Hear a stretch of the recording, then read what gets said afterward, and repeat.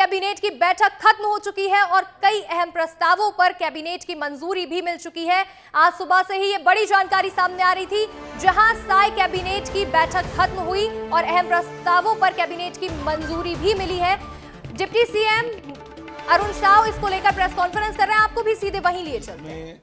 जो प्रमुख निर्णय है वो आपके सामने मैं प्रस्तुत कर रहा हूं। मंत्रिपरिषद ने विशुद्ध रूप से राजनीतिक आंदोलनों से संबंधित प्रकरणों को जनहित में न्यायालय से वापस लिए जाने के संबंध में गठित मंत्री परिषद की उप समिति द्वारा अनुशंसित 54 प्रकरणों को न्यायालय से वापस लिए जाने हेतु आगामी कार्यवाही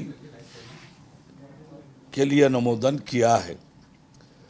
सार्वजनिक वितरण प्रणाली के अंतर्गत पात्र हितग्राहियों को वितरण हेतु नागरिक आपूर्ति निगम को चना उपार्जन ई ऑक्शन प्लेटफॉर्म के माध्यम से क्रय किए जाने की अनुमति दी गई है।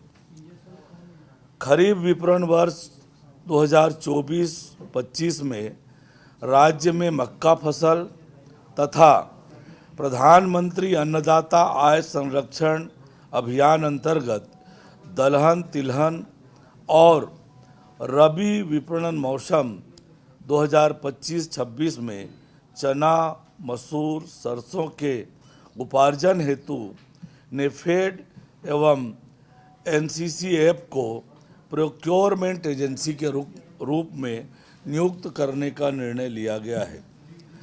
छत्तीसगढ़ राज्य के किसानों को नवीन उन्नत किस्म के बीजों की उपलब्धता उचित मूल्य पर सुनिश्चित करने के लिए मंत्रिपरिषद ने आज एक महत्वपूर्ण निर्णय लिया। इसके तहत भारत सरकार द्वारा विभिन्न योजनाओं में इम्पेनल्ड सेंट्रल नोडल सीड एजेंसी से आवश्यकता अनुसार सीधे बीज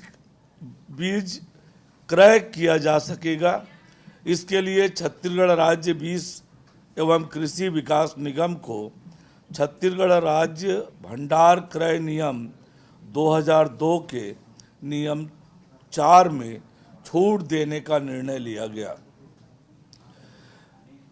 छत्तीसगढ़ राज्य जल विद्युत परियोजना पंप स्टोरेज आधारित स्थापना नियम 2023 में परियोजना विकासकर्ता को वाणिज्यिक उत्पादन प्रारंभ करने की तिथि से प्रथम 5 वर्षों के लिए प्रति वर्ष 1 लाख रुपये प्रति मेगावाट की दर से लिए जाने वाले हरित ऊर्जा विकास शुल्क को समाप्त करने का निर्णय लिया गया।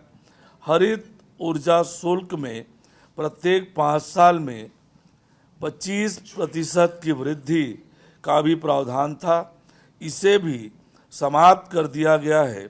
इससे राज्य में जल विद्युत परियोजनाओं और ग्रीन एनर्जी के उत्पादन को बढ़ावा मिलेगा।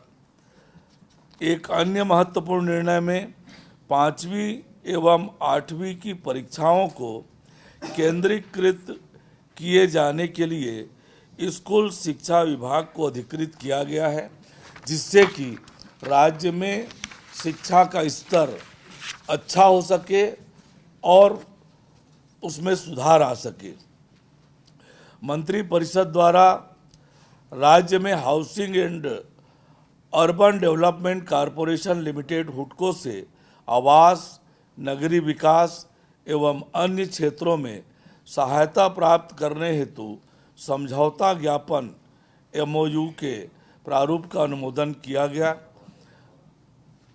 गौरतलब है कि छत्तीसगढ़ राज्य को हुडको द्वारा आगामी 5 वर्षों में 1 लाख करोड़ रुपए तक की वित्तीय सहायता, परामर्श, क्षमता विकास सेवाएं प्रदान करने का प्रस्ताव दिया गया है। मंत्रिपरिषद द्वारा एक और महत्वपूर्ण निर्णय लिया गया। गृह निर्माण मंडल अब तक तथा भविष्य में प्राप्त होने वाली भूमि को आवासीय प्रयोजन में व्यपवर्तित करने पर राज्य शासन द्वारा लागू व्यपवर्तन शुल्क, प्रीमियम, अर्थदंड एवं भू राजस्व के पुनः निर्धारण से छूट प्रदान करने का निर्णय लिया गया। इससे हाउसिंग बोर्ड के मकान क्रेताओं को लाभ होगा। मंत्रिपरिषद द्वारा गृह निर्माण मंडल द्वारा फ्री होल्ड किए गए आवासीय भूखंडों के लिए व्यपवर्तन शुल्क और अर्थदंड से छूट प्रदान करने का निर्णय लिया गया। आज की ये महत्वपूर्ण निर्णय। इसमें दो तीन है सर। सबसे पहले सर, ये जो 54 आप लोगों ने केस वापस लेने के लिए लिए कि उसमें कोई प्रमुख, जैसे आप लोग भी कभी शामिल रहे, आप लोग भी नाम रहे, भैया डिटेल आपका उपलब्ध करा देंगे। सर, एक लास्ट सवाल और था कि जो आपने कहा कि 5वीं और 8वीं की परीक्षा केंद्रीकृत होगी, तो ये किस तरीके से, कब से? राज्य के निर्देश पर, राज्य के हिसाब से जो परीक्षाओं का समय निर्धारित है उसी समय पर होगा।